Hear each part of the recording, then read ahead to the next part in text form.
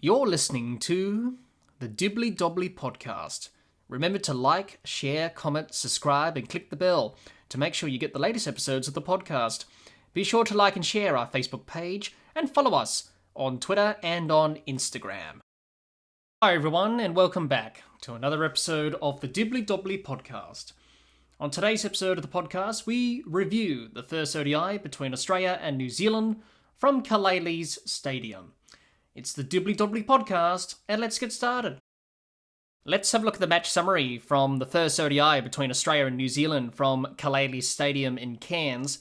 New Zealand batted first and made 9 for 232 from their 50 overs. Conway top scored with 46, and Maxwell took 4 wickets for Australia.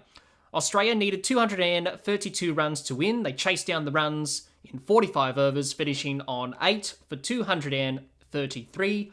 Green top scored with 89 not out. Bolt took 4 wickets for New Zealand. Australia won by 2 wickets, and Cameron Green was named Player of the Match. What were the key moments and key factors from this first ODI between Australia and New Zealand? Australia's bowling to restrict New Zealand to 9 for 232 from their 50 overs. New Zealand's bowling to have Australia in trouble at 5 for 44 inside 12 overs. Alex Carey and Cameron Green's partnership of 158 for the 6th wicket to rescue Australia after they were 5 for 44 inside 12 overs.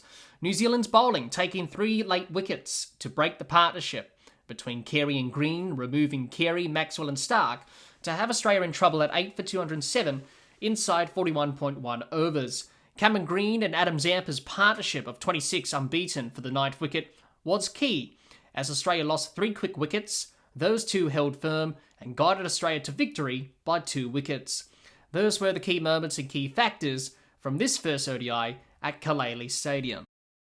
Let's have a look at both teams' performances in this first ODI at Cazaly Stadium with both bat and ball. We'll start with Australia and their batsmen. Warner 20, Finch 5, Smith 1, Labuschagne 0, Stoinis 5, Carey 85, Green 89 not out, and Maxwell 2. That's how the Australian batsmen went about things against New Zealand in this first ODI from Cairns.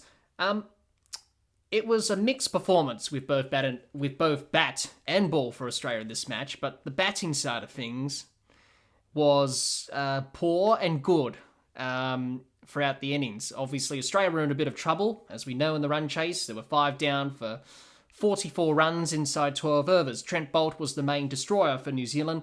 He bowled well, he bowled good up front, he bowled a good spell, he took early wickets, gave New Zealand a chance to win this match. For New Zealand, it was about taking early wickets and put Australia under pressure, and that's what Trent Boult did.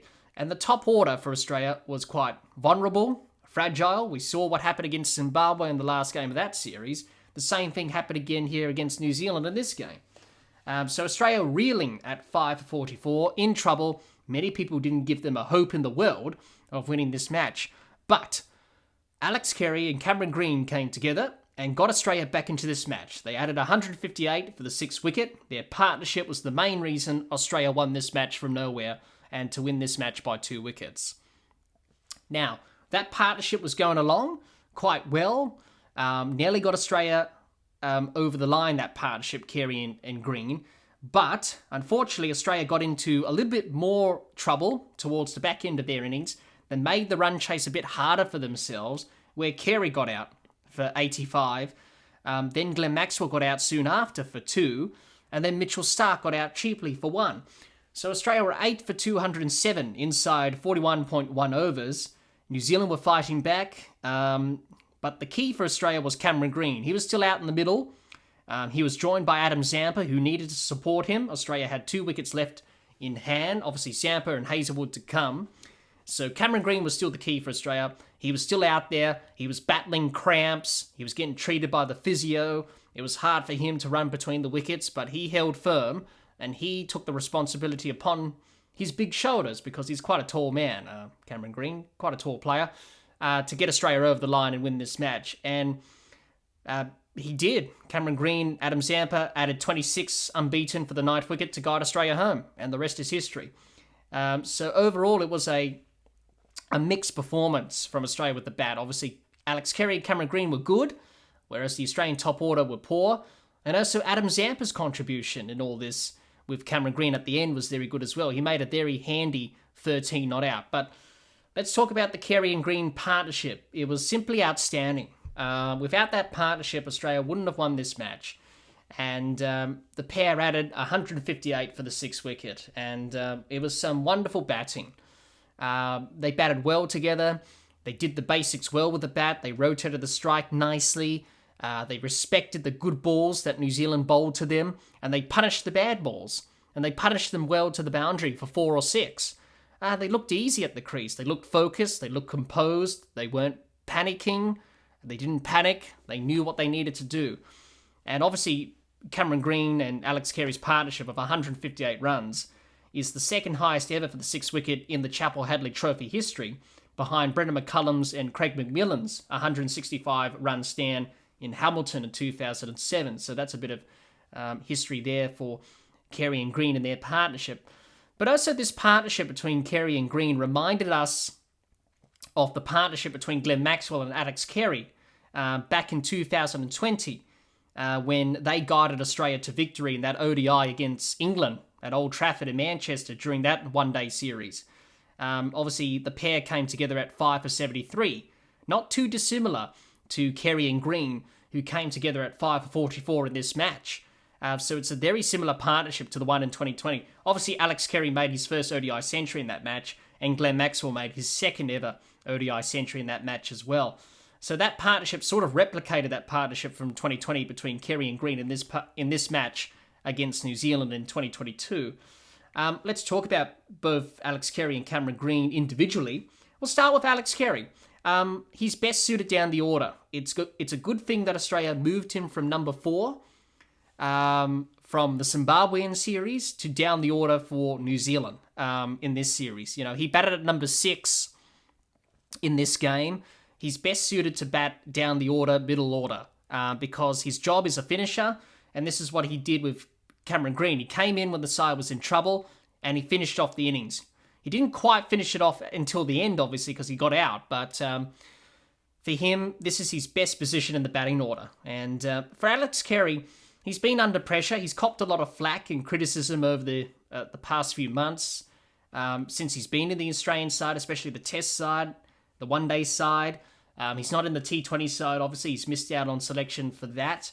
But a lot of people have criticised the way he's played, the way he bats, the way he wicket keeps. Obviously, a lot of people said that Josh English should come in and replace him, or Josh Philippe. But Alex Carey, despite all that, despite the critics, despite all the feedback that people have been giving him, he really took his opportunity with both hands today, and he really played well. It was a very good knock from him. He was composed, he was focused, and he didn't look flustered. He just went out there, played his shots, backed his ability, and it was the same with Cameron Green. But for Alex Carey, it's good to see him grab this opportunity. Where Australia were in trouble, they needed a partnership. He stand tall with Cameron Green. Both of them did, and they got the job done. So great to see Alex Carey get into the runs. Hopefully for him, this will boost his confidence going forward for the remainder of the series, and hopefully into the future as well, and hopefully into next year's World Cup in India. Let's talk about Cameron Green. I thought Cameron Green was outstanding. You know, Cameron Green, what a player he is. He's a wonderful all-rounder. He adds a lot to this Australian side with both bat and ball. And I really like him in this one-day side for Australia. Now, in this innings that he played, 89 not out, with this partnership with Carey, it was composed. It was matured. He looked focused. He knew what to do.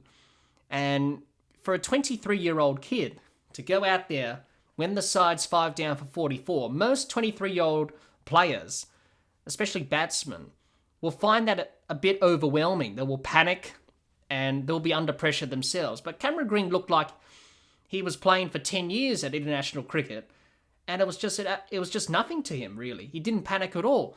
He hasn't been playing that long. He's been playing for a couple of years now at international cricket for Australia, but it looked like he was playing for a long time in terms of 10 years or more when he walked out to the middle to join Alex Carey. And as I said, he looked composed, focused. He took it upon himself with Carey to get a partnership in bat time. And that's what they did. And, he battled through some tightness in terms of his muscles. He was battling cramps. He was getting treated by the physio.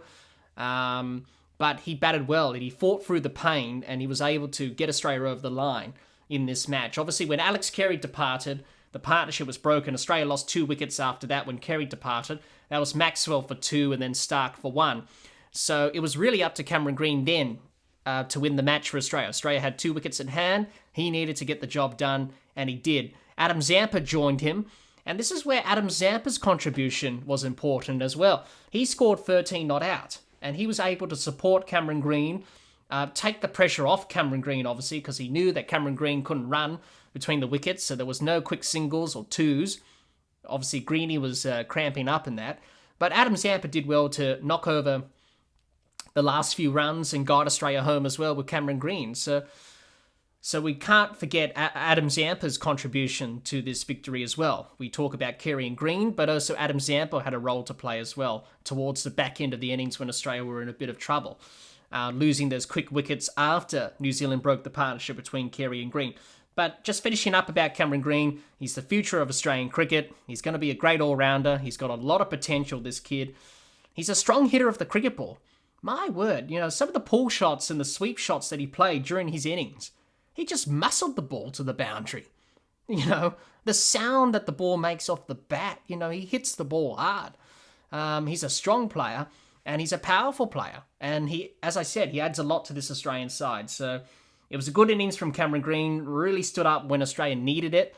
It's good to see him develop and blossom into a very good player in front of our eyes. Hopefully he'll get better and better as the summer goes on. And with the more matches he plays and test matches and ODIs, he'll get better.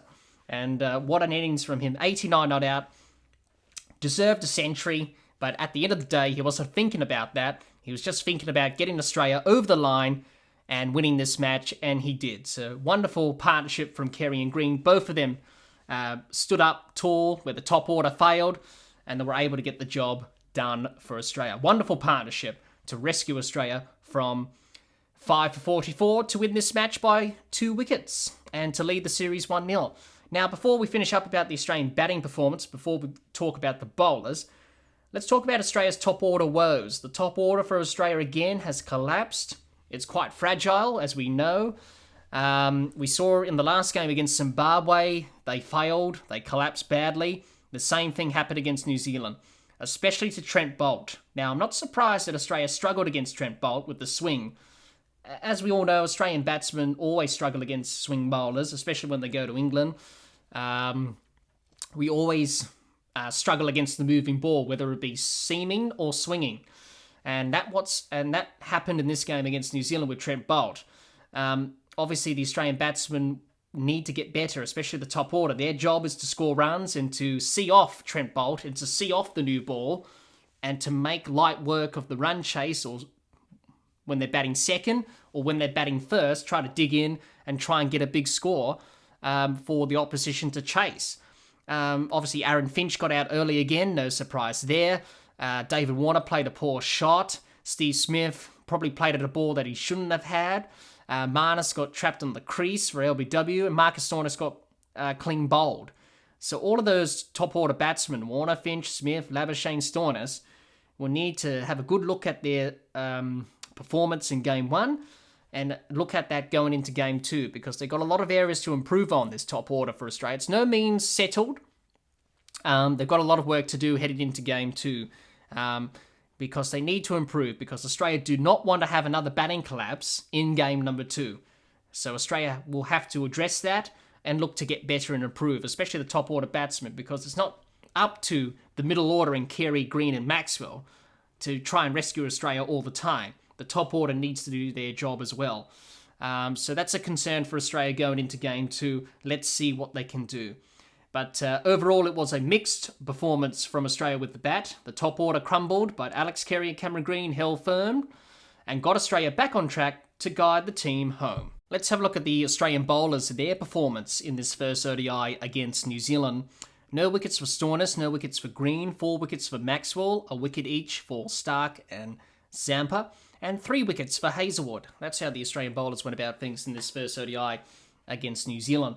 The Australian bowlers were good again. Obviously, the Australian bowlers have been bowling really well. We saw that in the Zimbabwe series.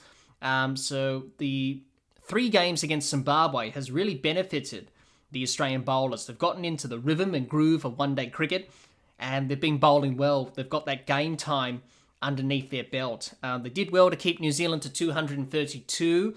They did the basics well, the bowling attack. They bowled dot balls, built pressure on the New Zealand batsmen, took wickets at regular intervals, executed their skills and plans with the ball.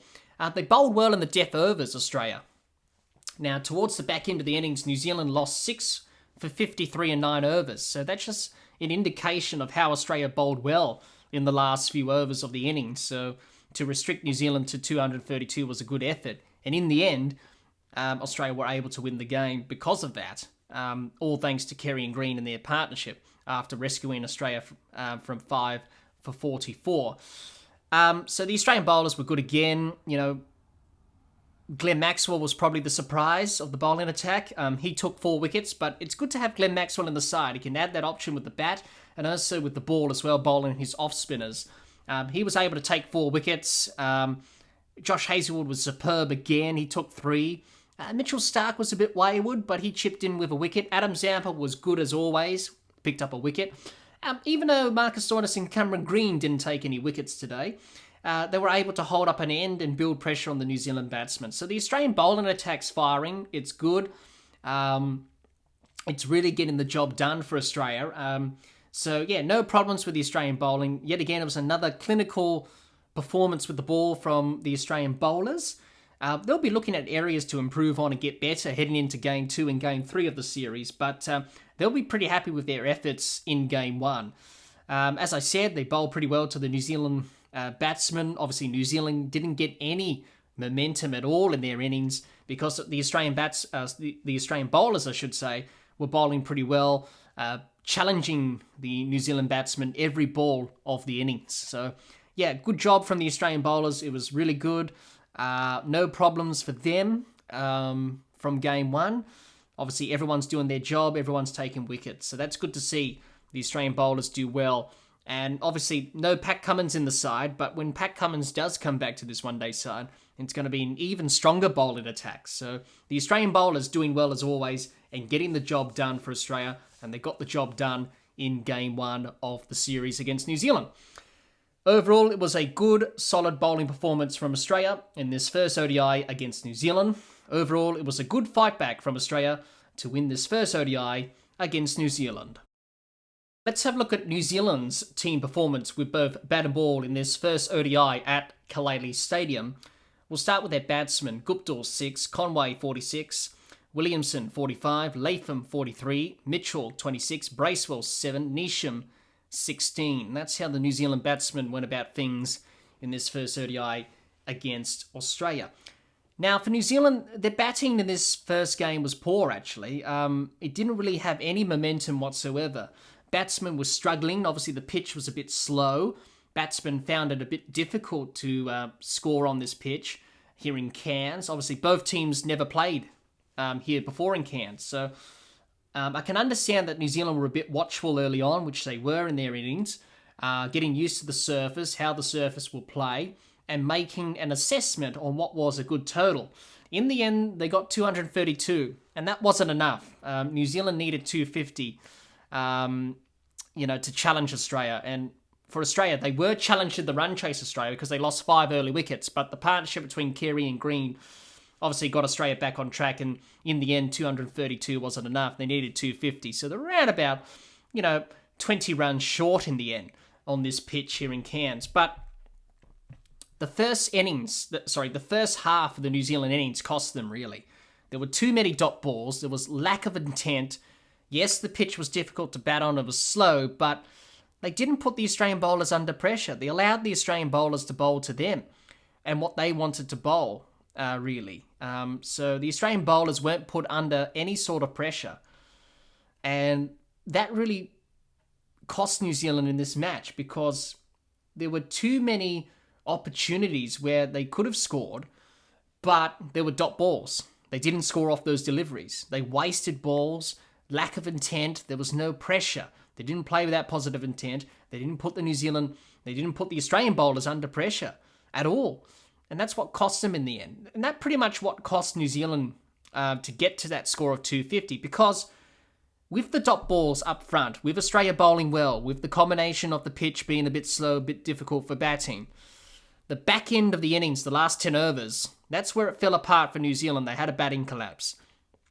They were trying to accelerate, but on this pitch here in Cairns, with the slow nature of the surface, it was very hard to try and be aggressive and try and force the pace.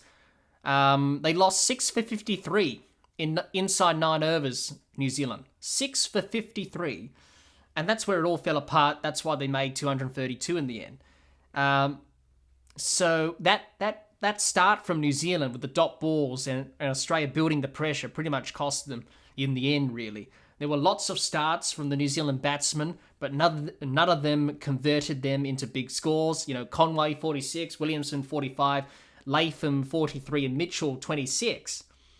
You know, you should be converting those starts into big scores, 50-plus scores.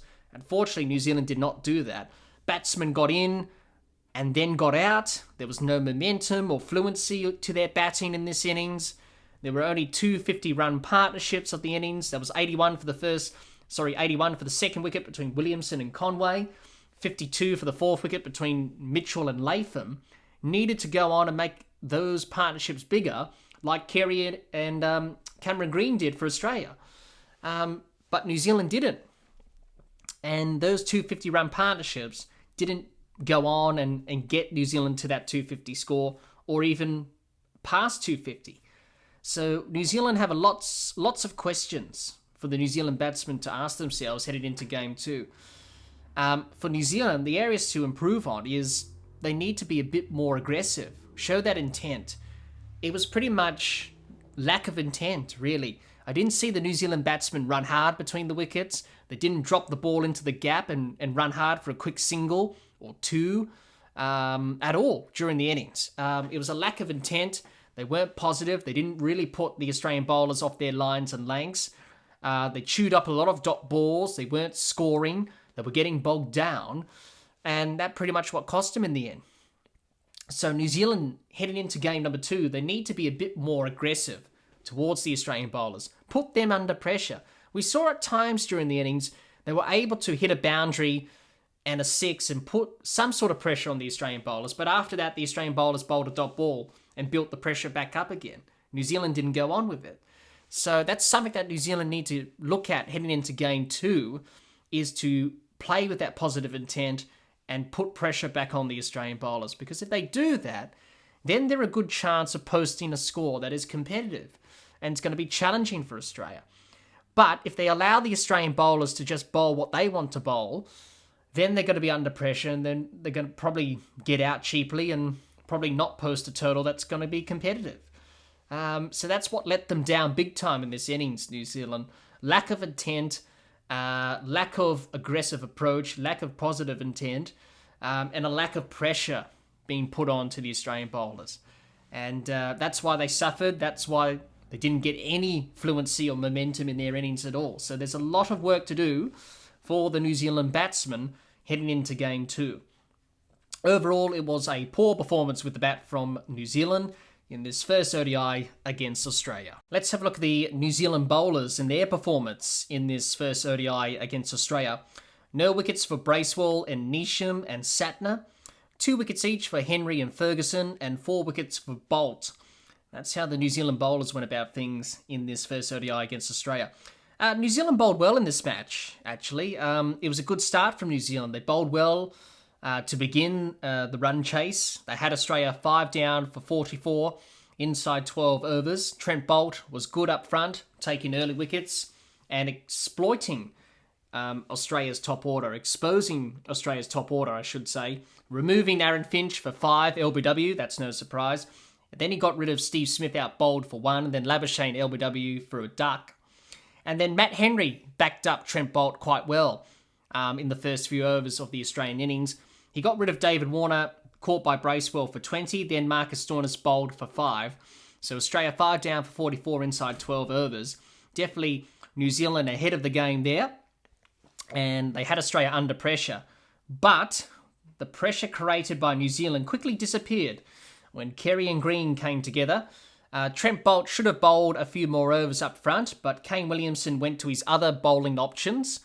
In the end, that probably was the move that probably cost New Zealand this match, because that allowed the partnership between Carey and Green to develop, and the other bowlers leaked runs. The likes of Bracewell, Neesham, Satner was expensive. Even Lockie Ferguson was expensive as well. And that's where Kane Williamson missed a bit of a trick, a bit of a tactical error there from Williamson. Trent Boult was bowling well. Australia 5 down for 44. If you kept Trent Boult going for another couple of overs, he would have got another couple of wickets. He would have got rid of Carey and Green, then Maxwell. Then the New Zealand bowlers would have bowled to the Australian bowlers, the tail enders, and that was game, set, and match. Unfortunately, Williamson did not do that. And then Carey and Green were able to develop the partnership, as we know, 158 for the 6th wicket, which got Australia over the line. And that's where New Zealand pretty much lost this match, really. So if Trent Boult bowled another couple of overs, Australia would have lost this match. Being 5 for 44, he picked up a couple of wickets, game, set, and match. But unfortunately, that wasn't to be. So that pretty much cost New Zealand, because the other bowlers, as I mentioned, leaked runs. And they allowed Carey and Green to get into their innings and get confidence. But New Zealand did well to break the partnership between Carey and Green, which was 158 for the 6th wicket. They should have broken it earlier, but Trent Boult dropped the catch where Cameron Green played a pull shot, went straight up into the air at fine leg. Trent Boult got underneath it, he spilt the catch and dropped it. But that didn't really matter for New Zealand. Soon after that drop catch, they removed Alex Carey for 85. Lockie Ferguson got him out, caught by Matt Henry. And that gave New Zealand hope, and Australia lost 3 quick wickets of Carey, Maxwell and Stark. And then New Zealand had an opportunity to really finish things off, bowling to the tail enders. Obviously, Adam Zampa came in to join Cameron Green at the crease. And obviously, the big wicket for New Zealand at that stage was Cameron Green. If they got him out, then it was Adam Zampa and Josh Hazlewood. Unfortunately for New Zealand, seeing that they already bowled Trent Boult, and he already used up his 10 overs, same with Matt Henry, they had to go back to Ferguson and Satner, who leaked runs. And pretty much they had to bowl at the end because they ran out of other options. They couldn't go to Henry or Boult because they were already bowled out. They already bowled their full overs. They already bowled their full quota of 10 overs, I should say. So for Kane Williamson, he had to go back to Ferguson and Satner, who were leaking runs throughout the innings. Obviously, Lockie Ferguson went for 6 runs and over, and Mitchell Satner went for 4 runs and over. And that pretty much cost New Zealand in the end because they ran out of options. Green and Zampa were able to score runs off Ferguson and Satner, and obviously were able to get Australia over the line. And, for New Zealand, they just let the game slip and they let an opportunity go, really. That's all you can say about it. So overall, it was a very good bowling performance from New Zealand, but those tactical errors and leaking runs after they created that pressure pretty much cost them, really. And this New Zealand attack is a bit same-samey. I've heard the commentators during the coverage said it's a bit same-samey with Henry, Ferguson and Boult. Obviously, no Tim Southee in the side.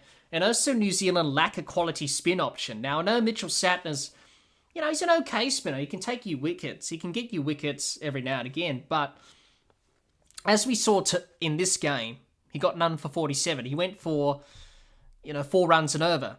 So this is where Australia's ahead of New Zealand in terms of the spin department in this series, because you've got Adam Zampa for Australia, who's quality. He's able to take wickets and hold up an end, whereas Mitchell Satner goes for runs and can't take wickets and can't hold up an end.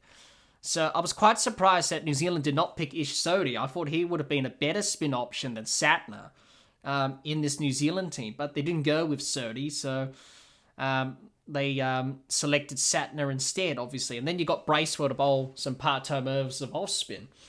So New Zealand, their attack's a bit same-samey, and then they ran out of options towards the end of the innings, which cost them in the end. So for New Zealand, a couple of tactical errors there, but overall it was a good bowling effort from them. Obviously, we know with this New Zealand side, they're fighters. They will keep fighting. They'll take wickets, and that's what they did with the bowling performance. But unfortunately, those little errors from Williamson, not giving Trent Boult another few overs to finish off the match, and then towards the back end of the match, he ran out of options because Trent Boult was already bowled out. Matt Henry was bowled out. So he had to go back to Ferguson and Santner, who leaked runs, and therefore did not build pressure on Green and Zampa, and they were able to get Australia over the line. So a few things went wrong for New Zealand in the bowling performance, but overall it was good bowling effort from New Zealand. Unfortunately, they couldn't get the job done. Overall, it was a mixed performance with both bat and ball from New Zealand in this first ODI against Australia. Let's preview the second ODI of the series between Australia and New Zealand from Cazaly Stadium. Talk about the potential 11s for both teams and who's going to win this second ODI. Let's have a look at the overall stats between Australia and New Zealand at Cazaly Stadium. They've already played one match at Cazaly Stadium. Australia lead overall 1-0. Let's have a look at Australia's potential 11 for the second ODI, and I think Australia will keep the same 11 for the second ODI of this series against New Zealand. I don't think there's any need for Australia to make any changes to the 11. Obviously, a lot of people say they should make some changes, especially with Aaron Finch and Marcus Stoinis not playing well. Australia do have Josh Inglis, Ashton Agar and Sean Abbott on the sidelines to choose from.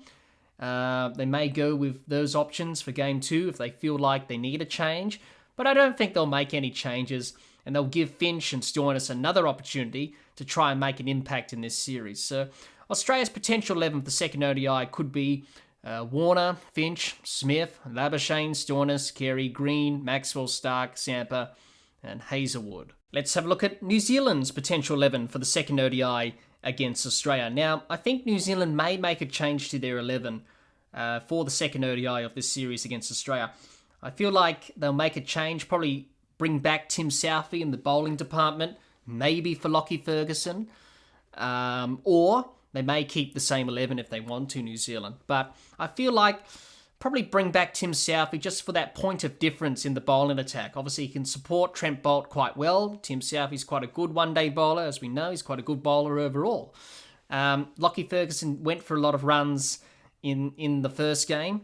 So I think if they want to keep the same 11, they may do that. But I feel like bring back Tim Southee to add that point of difference to the bowling attack. So their potential 11 for the second ODI could be Guptill, Conway, Williamson, Latham, Mitchell, Bracewell, Neesham, Santner, Henry, Ferguson or Southee, and Boult. Now, who's going to win the second ODI at Cazaly Stadium? Well, given what we've saw in Game 1 and how Australia came back from nowhere to win Game 1, I think Australia may win Game 2. All the momentum's with them. Obviously, it's an ideal position for Australia, seeing that you've already won the first game of the series of a 3-match series. You only need to win one of the next 2 to win the series. For New Zealand, they can't afford to lose this game. They have to win the game. They have to win Game 2, I should say, to stay in the series. If they don't, then that's the end of their hopes of winning the series. So Australia definitely in the driver's seat with the 1-0 lead. New Zealand are a very good side. They can come back, but I think this defeat will definitely hurt New Zealand. And Australia have got the momentum, obviously. But if New Zealand can nail the basics, they're a good chance of winning this second game and levelling the series at 1-1. But based on the comeback from Australia, I think Australia may be too strong and could win the second game of this ODI series. What can we expect from both teams heading into the second ODI at Cazaly Stadium? Australia will be delighted with this win. After being 5 for 44 inside 12 overs, their hopes of winning were dashed. But the partnership between Alex Carey and Cameron Green of 158 for the 6th wicket got Australia over the line. But Australia's top order have some areas to improve on heading into Game 2 and will soon need to fix those issues. If they don't, they may have another batting collapse just like in Game 1. New Zealand will be disappointed with this result. They bowled well to have Australia 5 for 44, but they let the game slip and couldn't finish off the job as Carey and Green snatched the victory out of their hands. New Zealand will need to improve their batting heading into Game 2 and learn the lessons from Game 1 with the bat. If they don't, then it could be a repeat performance. What a game of cricket we have seen in Cairns for the first ODI between Australia and New Zealand. After losing 5 for 44 inside 12 overs, the game was almost gone for Australia, and New Zealand had victory in sight. But Alex Carey and Cameron Green combined to add 158 for the 6th wicket to guide Australia to an unbelievable victory in Cairns. It's shaping up to be an exciting Game 2 of the series. Australia just need one more win to claim the series, whereas for New Zealand, it's do or die, as they need to win to stay in the series. Let's hope Game 2 is close and exciting, just like in Game 1. Well, that's all the time we have for this episode. Be sure to subscribe and click the bell to get the latest episodes of the podcast, and like and share our Facebook page, and follow us on Twitter and on Instagram. Until next time, keep safe, and bye for now.